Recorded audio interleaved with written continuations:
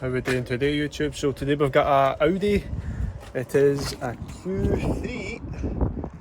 I think it's a 2018 or so. Can't exactly remember.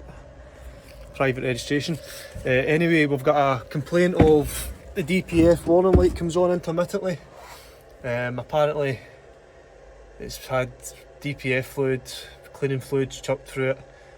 But weirdly enough, the customers told me that there isn't any lack of power, so the DPF effectively shouldn't be blocked. Anyway, we've ran a code scan and it's came up. I'll just switch you around. And it's came up with a exhaust pressure control valve sensor switch circuit high, exhaust pressure control valve A, sensor switch circuit open, that's passive.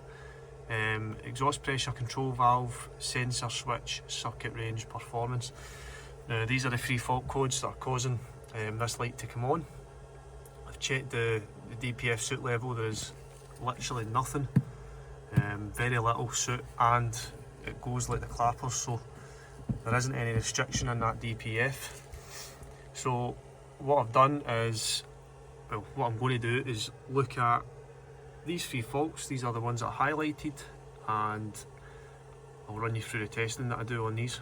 So if I switch these over to the diagram, you can see there that is a exhaust gas control solenoid. I just switch off that. So that is the wee control flap for the exhaust. You can see there.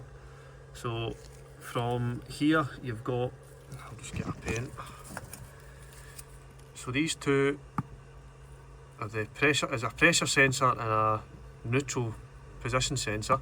So this is going to be, this 37 blue wire here is going to be your 5 volt reference.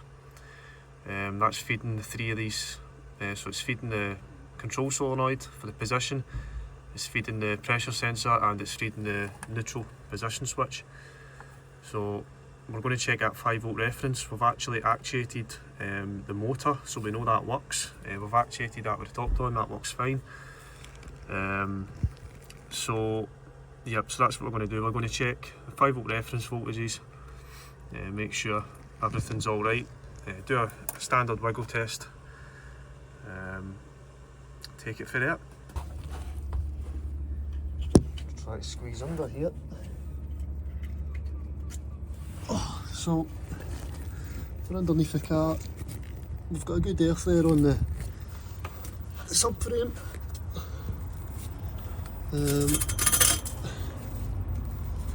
We'll just disconnect that actuator. So this is the exhaust control solenoid here, or the actuator, whatever you want to call it. That's the one that's complaining about. We know the actuator's working, but possibility that there might be a fault in here with the reference voltages. I'll give this a wiggle, and if you want to watch the 5 volt reference there,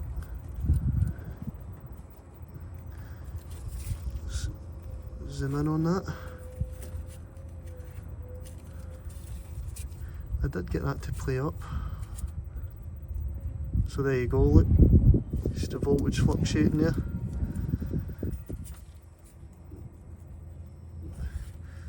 It's dropping, going up, see that?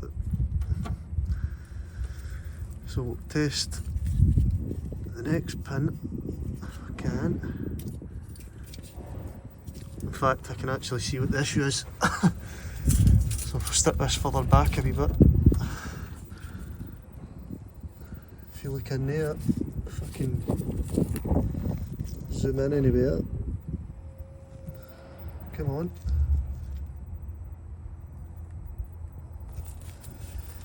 Oh, this bloody camera. So if I zoom in, we can actually see that little wire there's actually tuned all the way through. You can see a few points.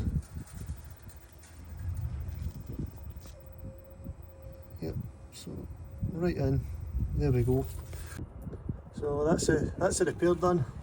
See, I've cable tied it up there to stop it from rubbing against. Oh, so if we go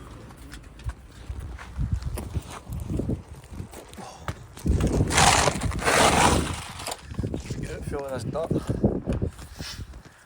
We'll go into the car, start it up.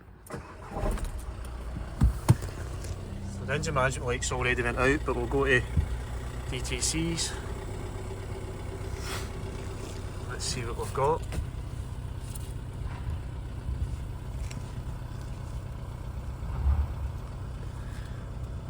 Don't want to log in. Okay. Go to read DTC. Exhaust pressure control valve A, active, static. So we'll clear that. Yep, read DTC.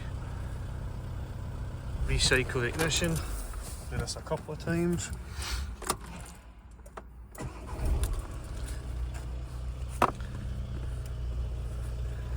Need fault code 0. And what I'll do is I'll do an actuation test just to confirm. You can hear there, the exhaust flap is actually working. Turn it off, if I turn it back on. So the motor's good, the flap is good, it's not restricted. Let's start it up again. No warning lights on.